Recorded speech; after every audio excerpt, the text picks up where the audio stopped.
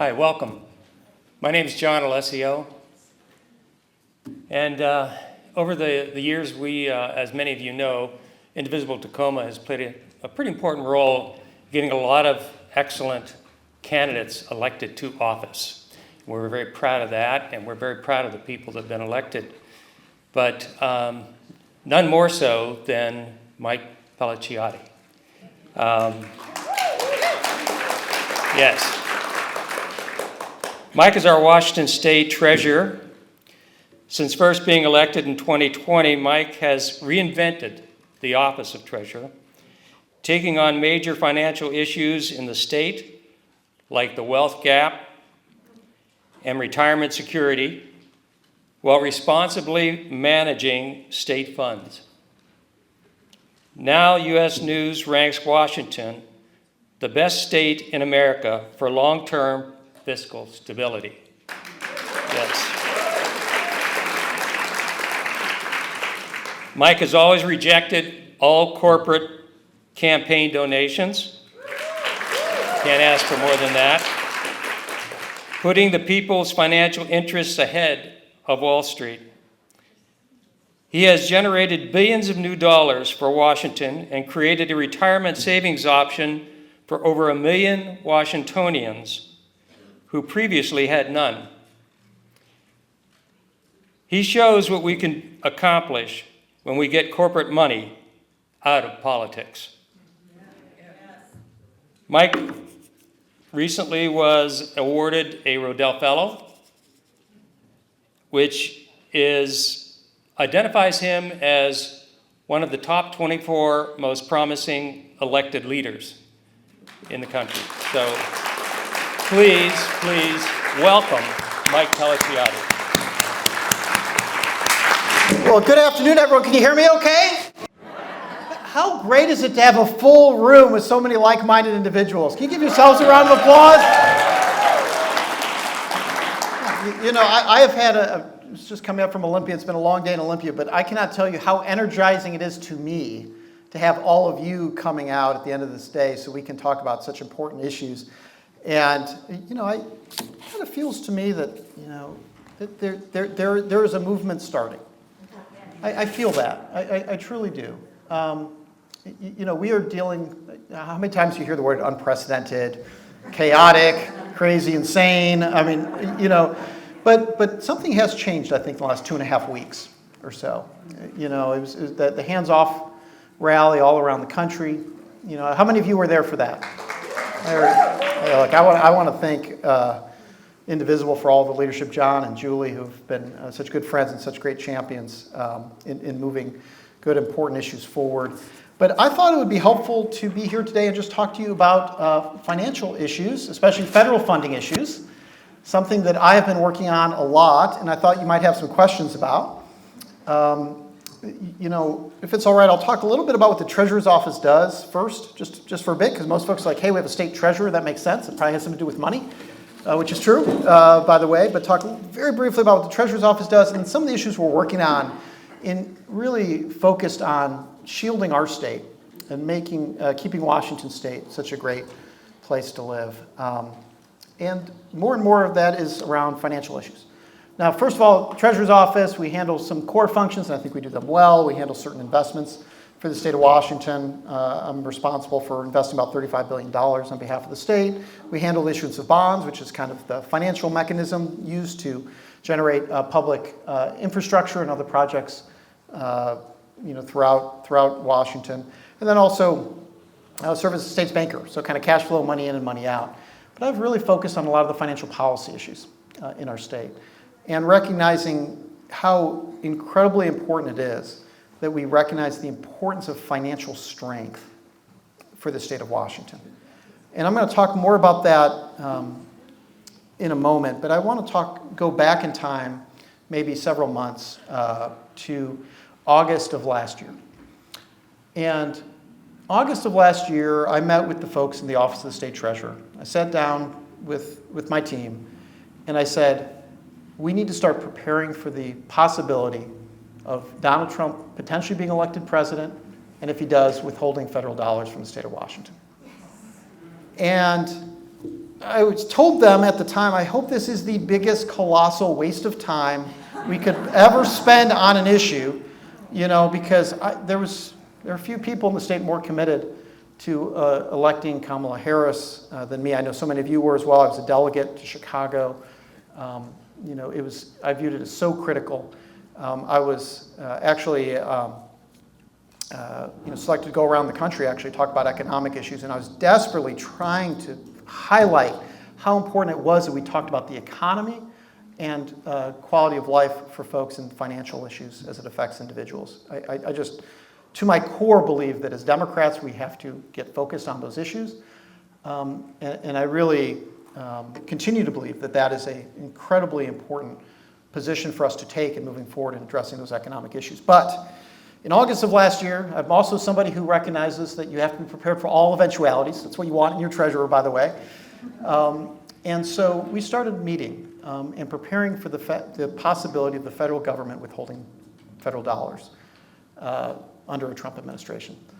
And people were saying at the time, as I started to then call up other state treasurers all around the country, and I said, no, this is a serious possibility, and we need to be preparing, and we need to be uniting as Democratic state treasurers around the country on this issue, because we saw it in our state in September of 2020, when the president at that time withheld money from certain jurisdictions here in the state of Washington. And I said, this is not, and I mentioned this to the Seattle Times when I had interviewed with them when I was running for re-election. They said, oh, that's just boogeyman stuff about federal withholding of funds. And I was like, no, this is something we've seen before, and we are preparing the Treasurer's Office for it. Well, what does that mean? What does it mean when the Treasurer's Office prepares in this way? Well, there is, I talk a lot about the idea of a triangle of leadership when it comes to federal funding issues, because really that is the main tool the federal government has to try to coerce states into policy submission, or other jurisdictions, or other organizations, or universities, whatever the case may be. And it's federal dollars. And our Constitution is very clear that Congress controls the purse. Congress authorizes the distribution of funds. It is not the job of the executive branch to second guess that. So when I was talking about what the state treasurer does, it's no different here in the state of Washington. The legislature controls the purse.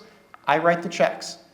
And don't get me wrong, I love being here in Tacoma, but if there was a check that was written by the legislature to go to Seattle, and I had a great experience in Tacoma and wanted it to come here for a civic center here instead, I'd love to do that, but that's not how it works. I write the check. That's how the executive branch executes the interests of the legislative branch. Well, because this was so concerning of Richard Nixon back in the early 1970s, one of the things that Congress passed was something called the Impoundment Act. In 1974, by passing the Impoundment Act after Watergate, the whole idea was that it made it absolutely clear what the law said, which is Congress controls the purse, the president writes the check via his U.S. Treasury Department. But being so concerned about that starting last fall, not only was our team preparing for the various eventualities related to this, we also, I started having conversations with the Biden administration, and specifically the White House Budget Office. Started meeting with the Deputy Director of the White House Budget Office, and I said, hey, I'm really concerned about this. The White House Budget Office and the Biden administration said, well, if a Trump administration did that, they'd just be violating the law. I was like, yeah, that's the idea. Yeah, that's what we're preparing for.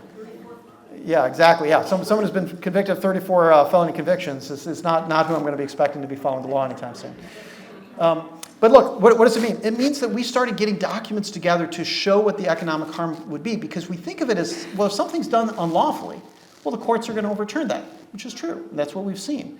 But the courts cannot do what's called the extraordinary remedy of a temporary restraining order or a preliminary injunction without evidence to show that that extraordinary remedy is justified, which kind of makes sense, right? You have a court case. It usually works through the system, often takes months. The court doesn't, as soon as it's filed, say, I'm ruling with this party, right? But the extraordinary remedy of this temporary restraining order, this preliminary injunction, is where essentially the court steps in and says, the law is so clear, and you have established such significant evidence of the harm that has occurred through this potential unlawful action, we're going to step in immediately and stop what's happening by, in this case, the White House. Well, that takes evidence. And that takes documentation. And that meant meeting with, working with Governor Ferguson and working with Attorney General Brown of identifying that evidence so that on January 28th, when the White House withheld all federal dollars, we were ready. There were a lot of jurisdictions who were surprised by that. We were not. And we had the information together, and within 24 hours, thanks to the good work of both the governor and Attorney General Brown, within 24 hours, a federal judge stopped the actions by President Trump and made sure he followed the law. And that's what happens with preparation, but I want to be clear, and we're talking about issues of retirement, we're talking about Social Security. There are two different issues of federal funds that we have to be keeping an eye on. There's the unlawful withholding of federal funds. That's what we continue to prepare for. It's part of the reason why it's so important to maintain good reserves, essentially a rainy day fund, because think of it this way, even if you are successful in litigation, it's going to take a couple weeks. Even the fastest preliminary injunction that we just had took 2.5 weeks. We get $27.4 billion a year from the federal government. And I know the next question people say is, well, can we withhold that money from the federal government? Well, just a reminder, on Wednesday, you all wrote checks directly to U.S. Treasury. It doesn't come from the state. It comes from you directly to U.S. Treasury. But we receive $27.4 billion a year. Well, there's no way to make up those full amount of funds. That's why that litigation is so important, and that's why that triangle of leadership between the governor, the state treasurer, and the attorney general working in lockstep is so critical. But what we can do is prepare for those temporary interruptions of the withholding of funds, right? So while that litigation is taking place, we can keep moving forward. And that's what's been so important with us in the Treasurer's Office, is being able to be in a position where we're foreseeing that, preparing for that, and being in a position that whatever is thrown at us, we're able to be prepared to navigate that litigation period, that lawsuit, while that lawsuit is going on. Because my main focus is making sure that we maintain a shield around the state of Washington, that we continue to maintain the values and interests of the state of Washington, the people of the state of Washington, consistent with those rights that are guaranteed to us under the 10th Amendment of the Constitution, and that we are not going to allow for a second some bully to violate the law and simply try to push a state like us around and coerce us into policy changes that we don't want to do. And you do that through financial strength. You do that through financial strength, because we are seeing what is happening with other entities. Law firms, they know better. They know this is unlawful, and they're rolling over. Universities, they got smart folks there, they're rolling over. Thank goodness for Harvard University on Wednesday saying enough is enough. We are going to protect the Constitution and maintain the rights. Perkins Coie. Well, and Perkins Coie, we were talking about law firms. Perkins Coie here in the state of Washington doing the same thing and standing strong. You know, as a former leader of the American Bar Association, I was on the board of governors of the American Bar Association some years ago. That's why I've called on the ABA to step up, as well as they have in recent weeks, to make sure they speak on behalf of the profession as well to call this out. But why is this important? Because look, what does the president do? He throws a punch. And then he either lands the punch or he doesn't. If he doesn't land the punch, he'll pretend like he was never in the boxing ring in the first place. Right? He'll be like, withhold money from Washington State. I don't even know Washington State. Washington who? Never heard of Washington. I hardly know Washington. Right? But here's the deal. If the punch lands, he doesn't stop. He pushes boundaries. He goes and he goes and goes. And that's what we're seeing with universities until Harvard, and that's what we're starting to see with different law firms. And I'll be damned if we're going to let that happen here in the state of Washington.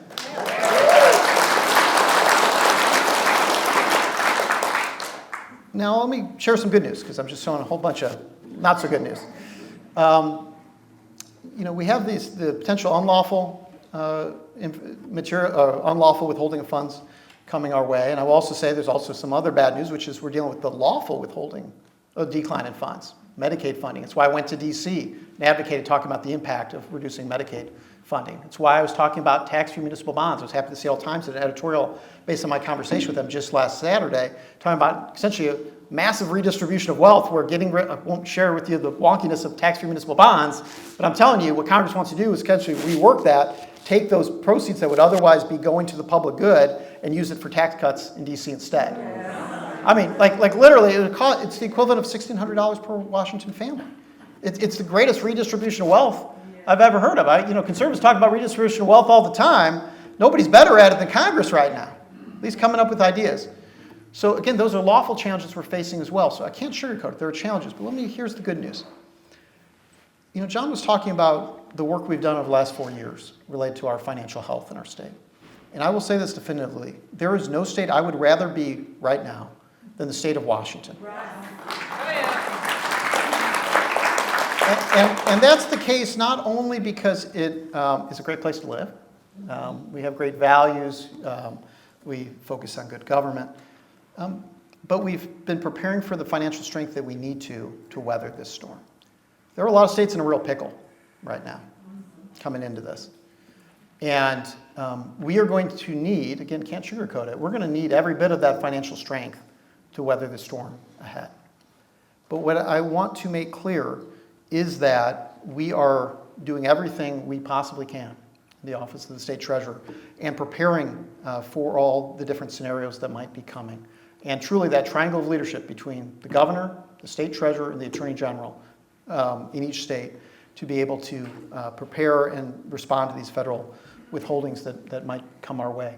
And I'm confident that when the president continues to throw a punch, he's going to realize that we're ready and we're prepared for that, and then he's going to stop doing it. Yeah. Right? He's going to act like he was never in the boxing ring in the first place.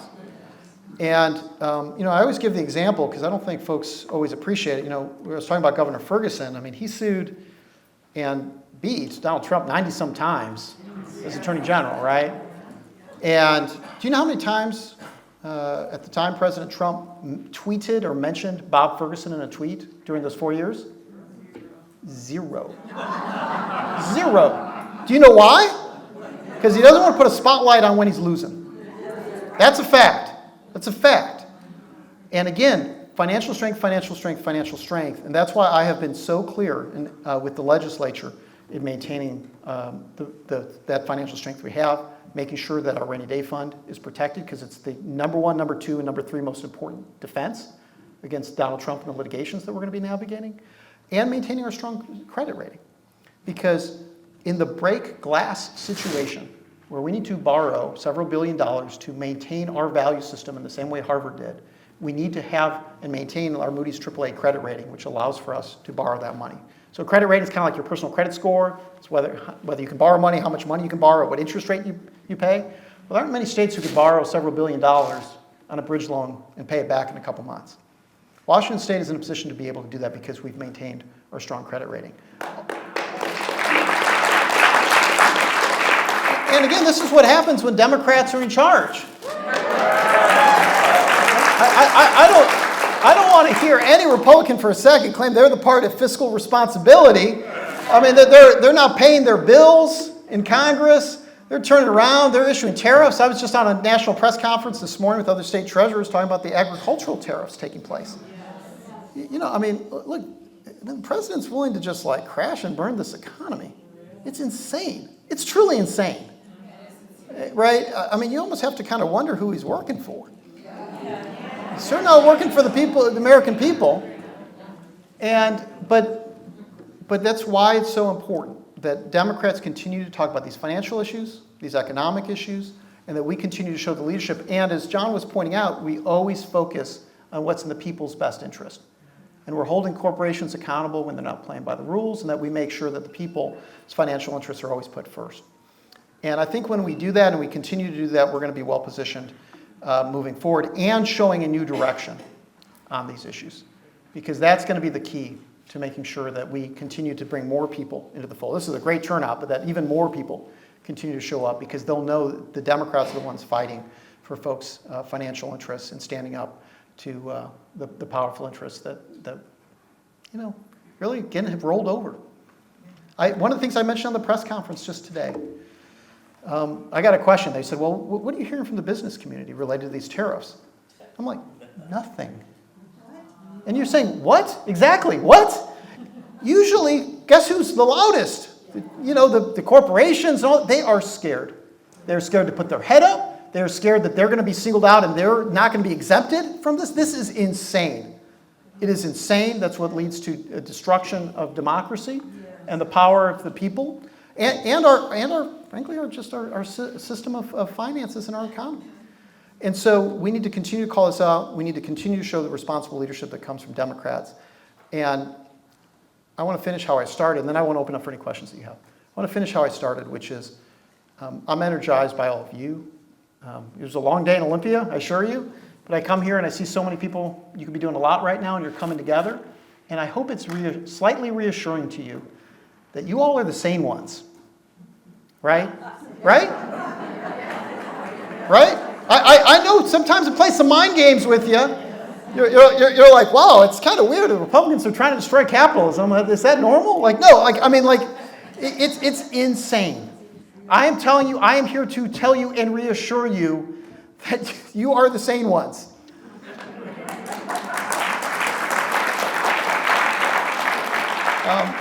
But it's going to take continued action. And, and it's going to take continually showing up. And I know it's really hard. I mean, I do the doom scrolling too. I just want to turn it off every now and again, right? It's a lot. It's a lot to take out. But I'm telling you, that's what he wants. That's what he wants. He wants us to tune out, check out, and roll over. Are we going to do that? No. No way. So with that, I'm happy to answer any questions you have. Yes? You talked about Washington State being in great fiscal shape. Yeah. We're prepared for the baloney, for Yeah. lack of a better word. Yeah. What's up with the budget? Yeah. We're hearing we're in a budget crisis. Yeah. And I read somewhere where somebody's proposed budget, possibly the Democrats in the legislature, want to raid the rainy day fund to get us out of the hole. Yeah, so needless to say, I've been paying very close attention to all of that. Let me give you an overview on the budget situation, because there's a lot of news, and I think it's good to kind of get a framework related to it. So let me be clear. Right now, the budget for the state of Washington is balanced with reserves, and that will be the case through the end of this fiscal year. The fiscal year ends on June 30th of this year. When that ends, the budget will be balanced with our rainy day fund, with our reserves. What the legislature is considering now is the budget for those subsequent 4 years. So starting July 1st of this year, for the next 4 years, they have to present a balanced 4-year budget. Well, what does that mean? Well, Governor Inslee, one of the last tasks that he had as governor before finishing up is he had a duty to put forward a proposed budget for the legislature to consider. Now, ultimately, again, the legislature controls the purse. They figure out the final budget, but that is the budget that's been proposed. Well, here's the challenge. That budget is $16 billion over the projected revenue over that 4-year period. That's what we call a shortfall. It's not, let me be clear, it's not debt, it's not that, but it definitively is a shortfall. And there's a lot of important stuff in Governor Inslee's proposed budget, including the additional spending with that. But what does it leave the legislature? It leaves them 3 options. Option 1, reduce the amount of additional spending in Governor Inslee's budget. Option 2, reduce current government services to prioritize new spending in Governor Inslee's budget. Or option 3, new revenue, new taxes. Those are the 3 options. What's your treasurer's concern? So the legislature would take door number 4, right? Raid reserves, raid pensions, because they're hearing a lot from constituents. They're like, do not cut this, do not raise taxes, often from the exact same constituents, by the way. Right? So legislators are in a real squeeze. You have legislators that literally for a decade have had new money coming in. It's been an issue of what do we spend new money on? Well, here's the other rub on this. I'm sure there are a lot of folks here who appropriately advocate on behalf of organizations you care about. Well, what's the first thing that organization is going to say is, we're asking that you follow the governor's proposed budget item on this. Or we're only asking that it be 5% more than the governor's proposed budget. Well, the governor's proposed budget is $16 billion over. So you have legislators who are in a real squeeze on that. So part of that is granting them some degree of grace and recognizing that reality, but then also sharing your values. Sharing your values. That is how this works, right? And I'm also just giving it to you straight. I think when it's all said and done, it's going to be a combination of all 3 of those things. But that's how that process works. But where your values are is what you need to be communicating to your legislators to where that balance will be. But I want to be clear, by the end of this legislative session, that budget will be balanced because it has to be. It'll probably be a combination of all 3 of those things. And now you see why I've been working so hard in Olympia to make sure that one of the proposed budgets doesn't raid the rainy day fund. Because again, it's super easy. That is the easiest path. No constituent has come to them and said, hey, by the way, don't cut this, no new taxes, and don't raid the rainy day fund. Right? But it's so critical to defending us against Donald Trump. I truly mean this. It's number one, number two, number three of our financial strength, and that comes first, to be able to weather these litigation storms so that we're not in a position where we have to comply to what Donald Trump wants us to do. And again, financial strength is how you respond. We saw Harvard do that. That's how we're going to do it. And that's, again, why we need to be in that position of financial strength going in. Yes? Hi, Mike. Hi. It's nice to see you. Thank you for your comments. I just heard tonight on the news that the top 10 universities in the United States are joining Harvard. Can we get a round of applause for that? One more time? The University of Washington is on the list. Good. I meant when I said, hey, things are starting, something's happening, right? But it takes financial strength, it takes preparation, it takes a little gusto, right? And then when I say I'll be damned if we let this happen here, this is why we prepare and why we stand strong. And when you do that, you maintain the values of the state and you protect the Constitution. Yes? What's being done to protect the industries that are so vital to Washington, like Boeing, like the grain going out of our terminals right here in town? What's being done about that? Yeah. Because that's under threat at this point with the reciprocal tariff. There is no question. It's what I was talking about in the press conference today and why I'm speaking so strongly on this, and why I was in central Washington all of last week. I was in Cle Elum, I was in Ellensburg, I was in Wenatchee, Chelan, Davenport, Spokane, Tri-Cities, and Yakima. And what I was talking about is the harm that's going to occur from these reckless tariffs. And I think you hit on it. Again, can't sugarcoat it. This is insane. We receive 90% of our fertilizer from Canada for our agricultural sector. 90%. Well, what's that going to do? It's going to increase the cost of production for farmers who are barely on tight margins as it is, barely getting by. It's going to increase the cost of production, which means it's going to be more expensive for folks enjoying fresh produce than Washington. And it's going to make it much harder for them to have profits because they can't send the material overseas. And again, we are an export-heavy state. Yesterday, China announced that I think it was like 2,800 jets over the next 10 years for Boeing that they're going to be canceling. Can't sugarcoat it, folks. This is crazy and insane and not good. But it's why we need to continue to lead on these issues and call this out and put pressure on Congress because they can change it. They can change it. Yes? Oh, okay. Well. Okay, we'll get you, and then we'll get you over there. Don't worry. We have time for a lot of folks. Go ahead. Hi, you talked briefly about Medicaid, and there's a program called Financial Community Supports, where it's Medicaid waiver that helps people who qualify for employment and housing support. And my question is that one that they're thinking about cutting? Because I know that Washington State is the leader in this program, and it has been very successful. So as to specific programs, I don't know if I'd be the best person to answer what they're considering because I don't think they know in DC what they're figuring out at any point, right? What I will say is this. I was talking about credit rating agencies. Moody's is one of the preeminent credit rating agencies. Moody's about a month ago identified Washington State as one of the most vulnerable to cuts in Medicaid because we have such significant Medicaid expansion. What I've heard in DC is I think they'll try to find ways to not necessarily cut it, but to add additional things like work requirements and other things, but also decrease the amount of funds coming in because for folks who don't know, Medicaid is almost entirely federally funded, right? Part of Medicaid expansion was like, in some cases, like 80 or 90% are federal dollars to state dollars. Well, if every little bit that that Republicans in Congress are decreasing is affecting that many more folks because of the amount of federal dollars that impacts. It's why I've spoken so forcefully in terms of these Medicaid cuts, because it's not only inhumane, not only morally problematic, but financially it has an incredibly major impact, and we need to continue to put pressure on Congress. And I will say I'm in a better place than I was on this issue than last fall. I was worried they were going to come and cut Medicaid. I'm now realizing it's getting harder and harder for them to get their members to get behind it. I talk about births. John was talking about some of the programs that I put forward to deal with our wealth gap. One of them is baby bonds, this idea of addressing the wealth gap in our state, but it's based on Medicaid funding at births. 47% of births are Medicaid funded in our state. 2 out of 3 in rural counties, 3 out of 4 in several rural counties.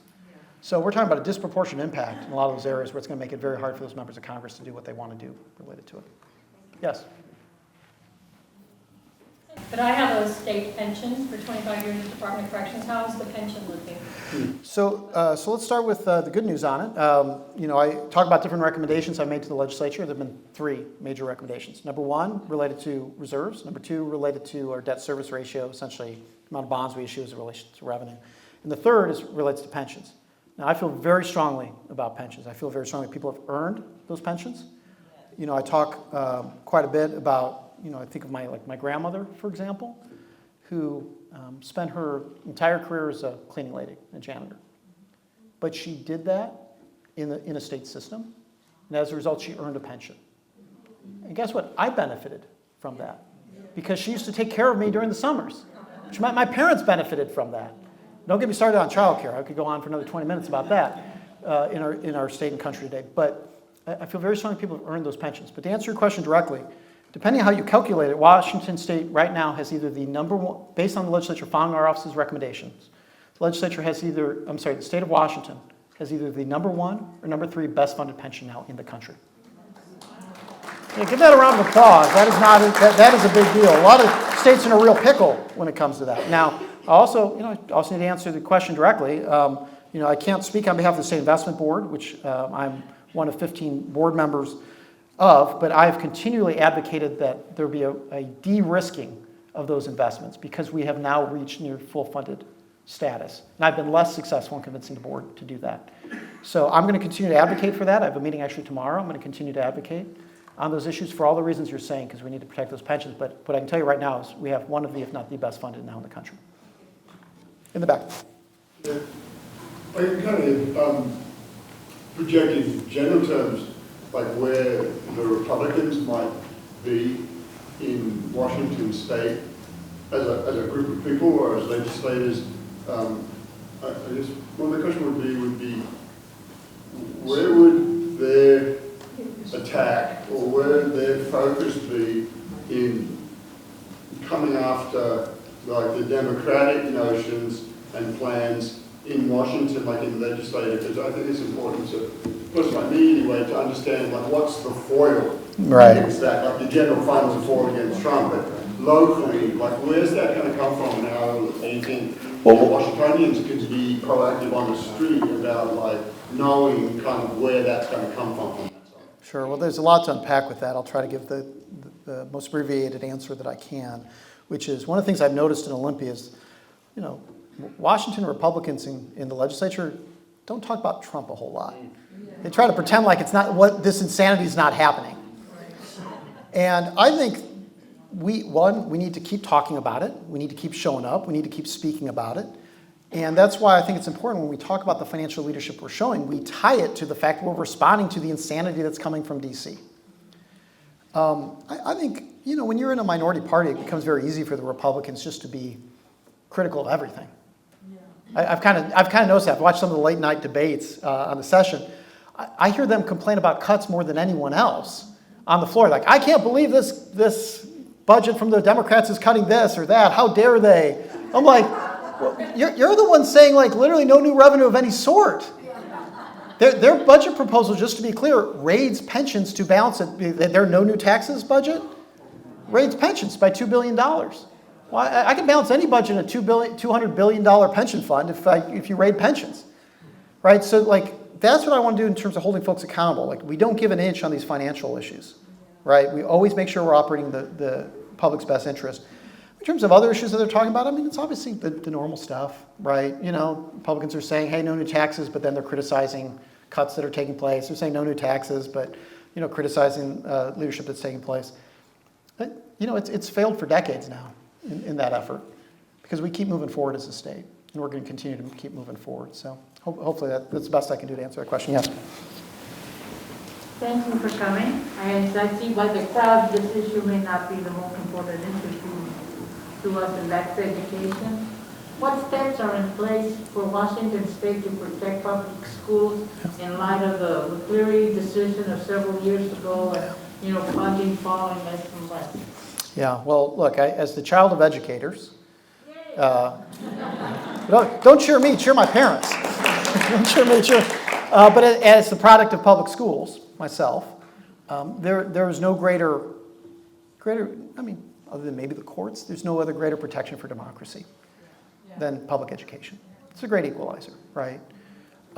It's why in our state constitution there's a paramount duty to fund education. It's why that interpretation by our state Supreme Court means that a majority of all state funds must go to public education. So when we talk about additional spending, inevitably, whenever there's new spending, at least more than half of that is going to public education. But there are things that have been excluded from McCleary, like special education. That was missed. That wasn't part of the requirement. That is something I know the legislature is looking very closely at right now, to try to make some of those things right. They're looking at a range of other issues. I mean, one thing that's good is I do think that the folks in Olympia, I mean, it depends on who you ask, but I mean, I served in the legislature, and most of my colleagues, it is a priority. Not just because the Constitution says it, but because truly it's within their value system. But we need to continue to communicate the importance of that as constituents, because that makes it easier for legislators to advocate that way. How will the funding that the state provides affect the levy structure that school districts? Yeah, so there's a lot to unpack with that. So the question was like, hey, levy structure, how would the funding work? Well, the legislature ultimately determines that formula. And right now you have a number of school districts that are really hurting from that formula. You have some who are actually doing quite well under that formula as well. So I think you need to recognize the inequities that are there.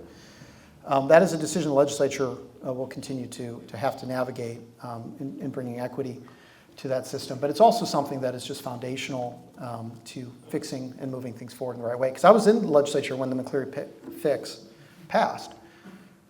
All of us recognized at that time that was not the fix. It wasn't going to get the job done. More needed to be done. And now we're years later where that hasn't happened. And I think it's well past time for the legislature to fix the formula related to that. Oh man, Mr. Burns, Tim Burns. Speaking of Pizarra, nice shirt. Yes, sir.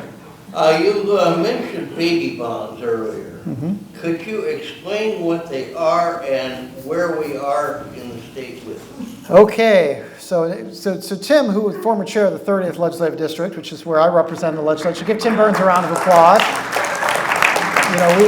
In 2016, because of Tim Burns' good work in the 30th, I beat a Republican incumbent, and actually we picked up 2 seats in that district, flipping 2 Republican incumbents, and as a result held on to the Democratic majority by 1 vote because of the work of the 30th and Tim Burns. So I want to give a particular shout out to Tim and his leadership in the 30th that year. So a lot of the good stuff we're talking about through Democratic leadership is because of continuing to show up in those ways. Baby bonds, boy, I'd like to talk about that. We have a wealth gap in our state. It's bad and it's getting worse. And I want us to do something about it. And we have a great economic leader named Dr. Derek Hamilton who's come up with this idea of baby bonds, which essentially says, hey, we set money aside in the name of every child born pursuant to an Apple Health funded birth. So Medicaid funded birth, I gave you the numbers earlier on how many folks that would impact. And then we invest that, like we invest our pensions, in a similar way. So that money which is set aside at birth grows, so when they were a young adult, that money has increased and can now be used to remove capital barriers. It essentially be $4,000 set aside. It would be invested. It would be somewhere between $15,000 and $20,000 or close to $25,000 between the ages of 18 and 35, and can remove the capital barriers for educational attainment, including the trades and apprenticeship.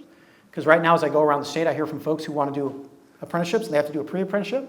Tell someone to take 2 or 3 months off when they just need to put a roof over their head and have funding for food. So it gives access to those educational pursuits. It can be used for small business attainment, because not everyone in trying to get a small business loan can have the benefits and privileges of our president, who gets a small $1 million loan from his dad. That's how he describes it, right? And then importantly, it can be used for property ownership. And it would be so effective that right now, if baby bonds were in place, in all but 2 of our 39 counties with an FHA loan, folks would have enough seed money through this baby bonds program to be able to own a house. 37 of our 39 counties. Now look, where is it at? Well, I mean, it's not going to happen this session because back to the $16 billion gap, right? It's not the time to be able to do that. I called on the legislature to just do a pilot project. The Senate Ways and Means Committee did not move that bill forward. I was very disappointed by that because it wouldn't, I was using my existing Treasury service funds in our office. But I'm not going to give up on it because all the stuff I'm talking about comes back to the wealth gap, comes back to not having access to opportunity, comes back to not having the financial resources to be able to achieve your God-given potential, whatever that may be for you. And I believe strongly that people want a purpose-driven life, and they are going to seek a purpose-driven life. And if they do not have a positive purpose-driven life, they're going to find other things to do. You know, I mean, I'm not here to cause excuses, but folks don't storm the Capitol when they have stuff going on in their life that actually makes sense. You know, folks don't find alternative acts. You know, they don't do things that kind of destroy themselves and destroy their communities when they have positive things to do. And I believe very foundationally in needing to address this wealth gap, and it's such a critical component to what we're doing. Thanks for the question. I could go on and on about budget gap. I have time for one more question because I got 2 more speeches tonight, and I got to get to them. So you get the last question. Thank you. I'm sorry I'm bashing so I can't jump up. I have a quick question, and I think you might have covered it with, you were talking about lines of credit that the state has. If the bond market crashes, will we be able to survive? Yeah, so when I talk about lines of credit, we issue bonds in our state. We have about 21, close to $22 billion of currently issued bonds. That's how we fund governmental things, bridges, roads, ferries, school buildings, any project in the capital or transportation budgets is almost exclusively funded through bonds. Because of our strong credit rating, having Moody's top credit rating, we get the lowest interest rate, meaning more money for us as people and less money to Wall Street and wasted in burning money for interest payments. So I'm watching the bond market closely. It affects a lot of things. As interest rates go up on long-term bonds, that does affect the bonds that then we issue in our state, which would make things more expensive. This is an unusual situation where the dollar is getting weaker, long-term bond rates are going higher, and inflation is kind of staying a little stagnant. This is a weird time. And you know why? Because we have dumb economic policies coming from the White House. And no, it's true. It's true. So I don't have what I will say is, I'm going to go back to where I started. I'd rather be Washington State than any other state. We have the strong credit. We can borrow money. Even if it gets more expensive, we're in a position to be more affordable for us than anyone else. And we need to maintain that strong credit rating because that's what allows for us to do that short-term bridge loan in a pinch. I can't guarantee all of it because things are changing by the day, but what I can tell you is we're thinking about it a lot. And we're going to continue to make sure we're thinking forward and moving us forward as a state. So thank you so much for all of your time.